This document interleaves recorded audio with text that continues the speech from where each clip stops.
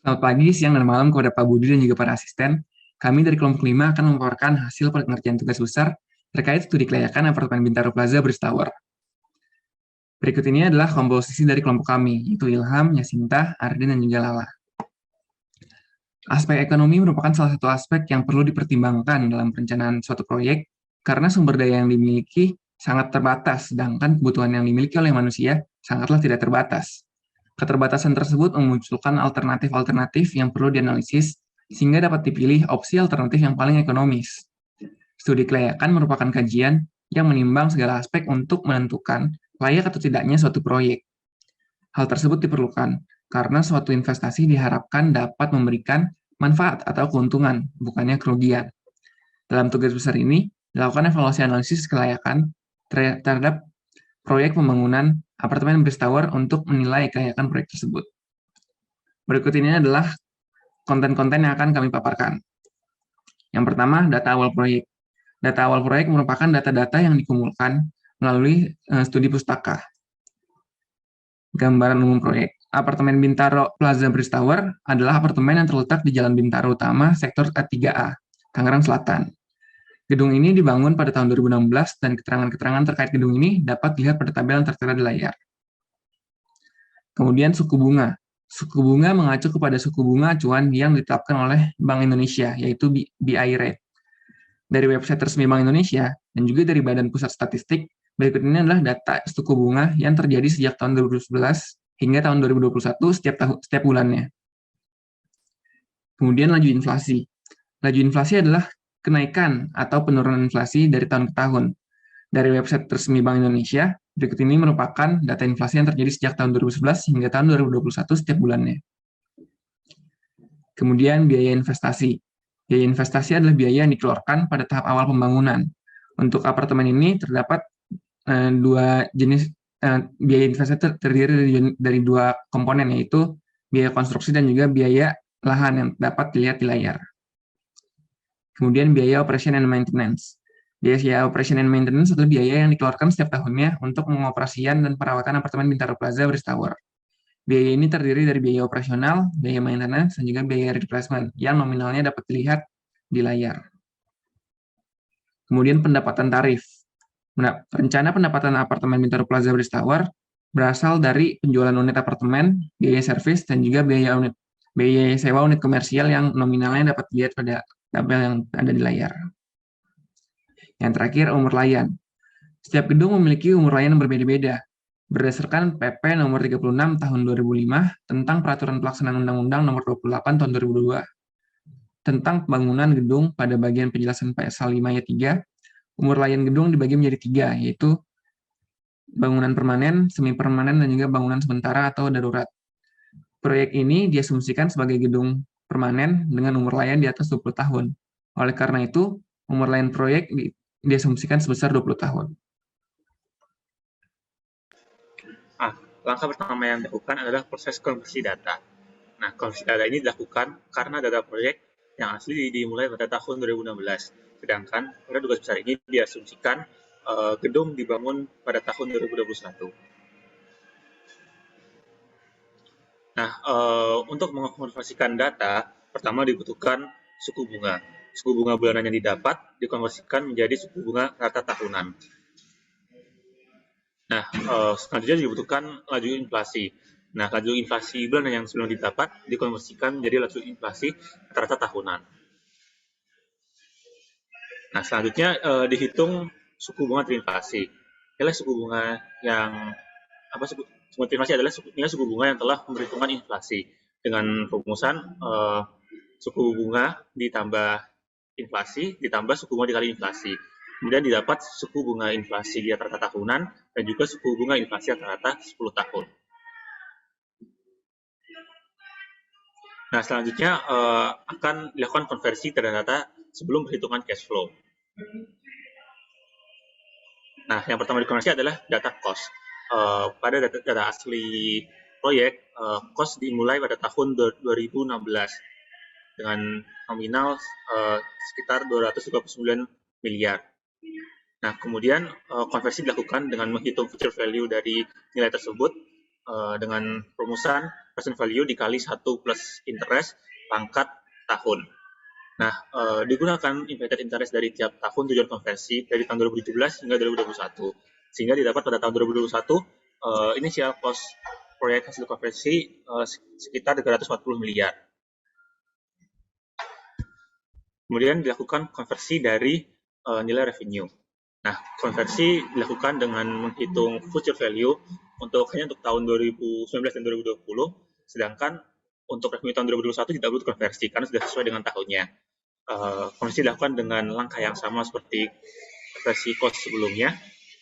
Kemudian didapat nilai konversi revenue tahun 2019 dan 2020 menjadi tahun 2021 seperti yang terlihat di layar. Selanjutnya adalah pembuatan cash flow. Rancangan cash flow adalah estimasi perincian jumlah uang yang menunjukkan jumlah pemasukan dan pengeluaran dalam suatu periode tertentu. Cash flow terbagi menjadi cash inflow dan cash outflow. Cash inflow adalah arus kas dari kegiatan transaksi yang menciptakan keuntungan kas. Pada proyek dapat berupa hasil penjualan produk dan jasa, penerimaan investasi, pendapatan lain, dan sewa. Sedangkan cash outflow adalah arus kas yang mengakibatkan pengeluaran kas. Pada proyek dapat berupa biaya konstruksi, biaya operasi, dan pemeliharaan. Next. Yang pertama dilakukan adalah mengkonversi kembali data revenue dari tahun asal ke tahun yang sesuai dengan menghitung future value dengan rumus berikut. Interest rate yang digunakan adalah inflated interest rata-rata sebesar 9,95%. Berikut adalah sebagian tabel hasil perhitungannya. Next. Selanjutnya, nilai revenue, cost, dan O&M diubah menjadi nilai masa sekarang atau present value dengan rumus berikut. Suku bunga yang digunakan adalah MAR. Nilai MAR dihitung dari suku bunga rata-rata tahun 2021 ditambah margin sebesar 5%. Didapatkan MAR sebesar 8,53%. Next. Berikut adalah rekapitulasi hasil perhitungan rancangan cash flow. Next. Dari hasil perhitungan tadi diplot pada diagram sehingga menghasilkan cash flow diagram sebagai berikut. Next. Kemudian dihitung total cash flow per tahun dengan menjumlahkan revenue, cost, O&M, dan cash flow tahun sebelumnya. Hasil perhitungan tersebut kemudian diplot pada diagram sehingga menghasilkan net cash flow diagram sebagai berikut. Next. Baik, selanjutnya akan masuk ke analisis ekonomi teknik untuk menilai kelayakan dari proyek apartemen ini. Yang pertama ada net present value. Jadi di sini nilai cash flow yaitu revenue, cost, dan operation and maintenance diubah menjadi present value dengan nilai suku bunga MAR, lalu dihitung dengan rumus berikut. Lalu diperoleh nilai NPV sebesar 395 miliar 711 juta 27.679. Nah, nilai NPV di sini lebih besar dari 0 atau bernilai positif. Hal ini menandakan revenue yang dihasilkan oleh perusahaan lebih besar daripada pengeluaran sehingga proyek tersebut layak secara ekonomi. Next ada benefit to cost ratio. Seperti namanya di sini benefit atau manfaat dari proyek dibandingkan dengan cost atau pengeluaran yang dikeluarkan oleh proyek. Di sini digunakan dua metode yaitu konvensional dan modified BCR. Di sini perbedaannya ada di letak operation and maintenance. Kalau di konvensional itu termasuk dalam cost, kalau di modified itu mengurangi benefit gitu ya di bagian pembilang. Sudah dimasukkan angka-angkanya dan diperoleh nilai konvensional BCR sebesar 2,022. Lalu nilai modified BCR sebesar 2,163. Nah, di sini nilai BCR yang diperoleh lebih besar dari 1. Artinya benefit atau manfaat yang dihasilkan proyek lebih besar daripada cost yang dikeluarkan, sehingga proyek tersebut layak secara ekonomi. Selanjutnya ada internal rate of return atau IRR. Nah, IRR di sini adalah interest rate yang menyebabkan nilai NPV sama dengan 0. Di sini kita tinjau rumus NPV yang tadi sudah disebutkan.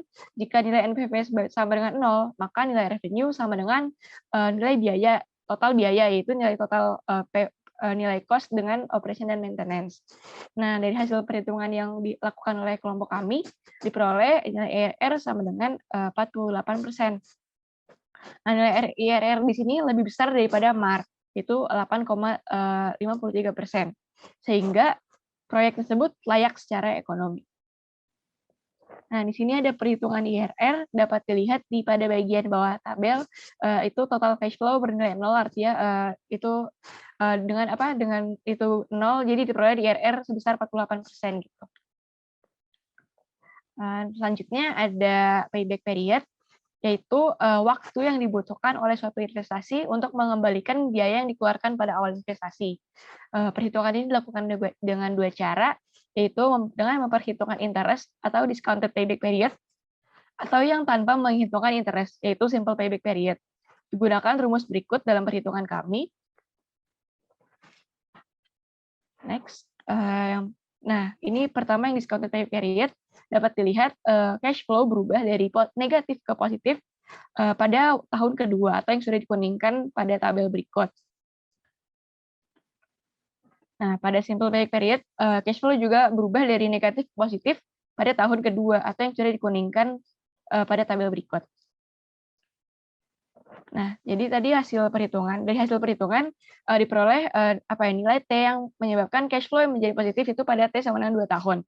Artinya payback period itu didapatkan sebesar 2 tahun. Nah, karena pada tahun kedua itu sudah balik modal, artinya pemilik proyek dapat menikmati keuntungan di sisa umur layannya, yaitu 18 tahun. Nah, jadi proyek dikatakan layak karena pemilik proyek itu menikmati keuntungan dalam kurun waktu yang lama gitu, kurun waktu yang lebih lama daripada waktu payback period. Nah, yang terakhir ini ada analisis sensitivitas, yaitu analisis yang dilakukan untuk menilai dampak dari perubahan-perubahan yang ada. Dinilai apakah proyek akan tetap layak walaupun dalam keadaan yang berubah-ubah. Nah, di sini dinilai terdapat 2 perubahan, yaitu perubahan biaya operation and maintenance dan perubahan biaya revenue sebesar minus 40% hingga 40%. Nah, berikut rumus yang digunakan, yaitu P aksen sama dengan P dikali 1 mean error, dengan P aksen adalah nilai present value yang baru, P adalah P yang awal, lalu 1 mean error di sini adalah error yang tadi sudah disebutkan, yaitu minus 40 hingga 40%. Ya, berikut ada tabel perhitungan biaya yang revenue yang diubah. Jadi di sini nilai revenue sudah dikalikan dengan 1 mean error, lalu nilai yang lainnya dibiarkan tetap, lalu dihitung NPV yang baru. Selanjutnya sama untuk perhitungan perubahan biaya operation and maintenance. Ini operation maintenance-nya dihitung dengan rumus yang tadi, nilai yang lainnya dibiarkan tetap, dan dihitung NPV yang baru. Nah, nilai NPV yang baru akibat perubahan revenue dan operation and maintenance diplotkan dalam grafik berikut. Dalam grafik, dilihat nilai NPV yang diperoleh itu masih lebih besar dari 0. Artinya, proyek akan tetap layak, walaupun terdapat perubahan biaya, karena NPV di atas 0 artinya tetap menghasilkan keuntungan bagi owner gitu. Nah, selain itu juga dilihat dalam kemiringan grafik gitu ya. Di sini dilihat kemiringan grafik yang akibat perubahan revenue atau yang berwarna biru itu lebih curam gradiennya daripada kemiringan yang perubahan operation and maintenance. Artinya proyek ini lebih sensitif terhadap perubahan revenue. Setelah pembahasan-pembahasan yang telah dilakukan, berikutnya adalah kesimpulan yang kelompok kami dapatkan. Berdasarkan metode net present value, proyek ini layak dengan NPV lebih dari 395 miliar. Dan kemudian untuk metode benefit cost ratio, proyek ini layak dengan BCR konvensional sebesar 2,022 dan BCR modified sebesar 2,163. Kemudian untuk metode internal rate of return, proyek ini layak karena nilai internal rate of return sebesar 48% lebih besar daripada nilai MAR yang ada. Kemudian untuk metode payback period, owner akan mulai mendapatkan keuntungan semenjak tahun kedua dari total 20 tahun umur layan. Dan terakhir, berdasarkan sensitivity analysis, proyek akan tetap layak walaupun biaya revenue atau biaya operation and maintenance mengalami perubahan hingga 40%. Dan proyek ini lebih sensitif terhadap perubahan biaya revenue. Sekian laporan yang dapat kami berikan terkait tugas besar ini. Terima kasih sudah mendengarkan.